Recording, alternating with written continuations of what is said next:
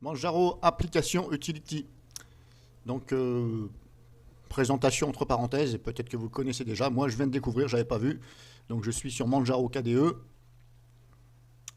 que j'ai installé en dual bot avec Manjaro XFCE.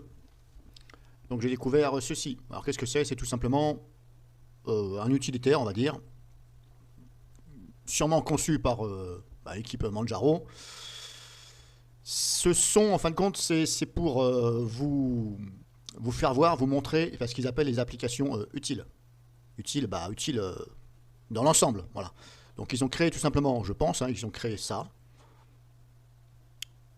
pour vous faciliter, entre parenthèses, pour vous faciliter et pour vous faire voir, plutôt que de passer, en complément, on va dire, du store. Donc grosso modo, c'est comme ça, vous l'ouvrez, vous trouvez ça dans le menu démarrer, voilà, ça porte bien son nom.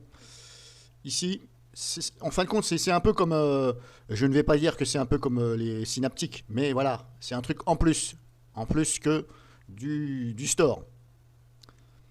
Donc vous développez chaque onglet ici, Browsers, voilà, navigation, voilà. Et là vous cochez. En général, on coche et vous décochez si vous ne voulez plus ce que vous voulez. Donc par exemple là, dans Browser, vous avez, moi j'ai rajouté Chromium et j'ai rajouté Opera. Il y avait Firefox. Donc moi j'ai coché ça et ça en plus et vous développez. Si vous, au niveau des emails, c'est ici. Si vous ne voulez plus de Thunder machin, moi je m'en sers pas, vous décochez ici, par exemple. Au lieu de passer par le store, vous le décochez là. Après, il faudra contrôler aussi dans le store. Normalement, il n'y sera plus si vous le décochez là.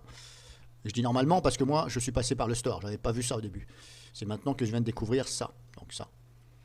Oui, voilà, Office Suite par exemple. Voilà, vous cochez, décochez. Moi, j'ai mis LibreOffice, etc. Voilà.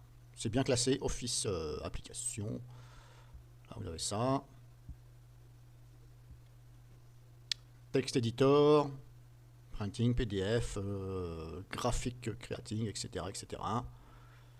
Là, ce sont les logiciels de retouche photo. Pinta, Krita, etc. Là, pareil, graphique, hop, ici. Voilà, vous développez. Ça, vous ne le supprimez pas. C'est la visionneuse d'images par défaut. Sur Linux, normalement. À me reprendre si je me trompe, mais apparemment, c'est ça que je retiens à chaque fois. Donc, ne le supprimez pas. Et puis ça ne gêne pas. Vidéo movie, etc. Vous avez ça. Voilà, vous pouvez même installer. Donc, hop, ici. Média, audio. Alors j'avais vu qu'il y a dans live à un moment donné. C'est qui me l'ont mis. Média, recording.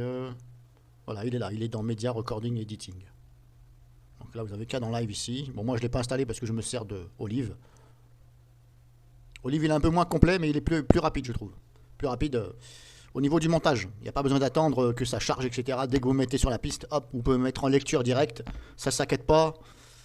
Car dans live, des fois, ça peut arriver que ça saccade. Donc là, voilà, ça marche comme ça. Backup, pareil. Là, il y a déjà d'office, il y avait TimeShift. Il y est par défaut, laissez-le. Il est mieux de faire un instantané. Ça, si jamais vous avez un plantage.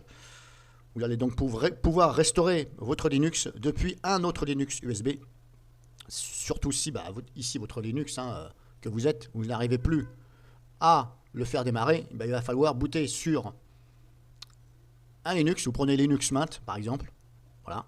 Et vous avez TimeShift. Donc vous bootez sur Linux Mint et vous allez chercher le point, ici, la sauvegarde.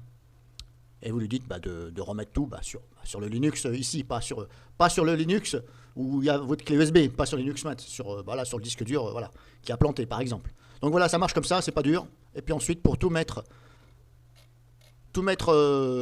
installer d'un coup, vous cliquez ici sur Update et hop, ça installe tout d'un coup. Moi je dis c'est pas mal. L'onglet ici Advanced, si je fais ça, ah oui d'accord, ok. Vous avez même Security là, je l'avais pas vu.